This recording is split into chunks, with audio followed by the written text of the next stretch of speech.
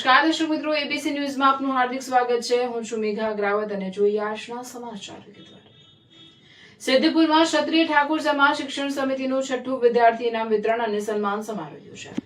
સિદ્ધપુરમાં ક્ષત્રિય ઠાકોર સમાજ શિક્ષણ સમિતિ દ્વારા યોજાયેલા 6ઠ્ઠા વિદ્યાર્થી ઇનામ વિતરણ અને સન્માન સમારોહમાં વિવિધ અભ્યાસક્રમોમાં ઉત્કૃષ્ટ પ્રદર્શન કરનાર વિદ્યાર્થીઓનું સન્માન કરવામાં આવ્યું.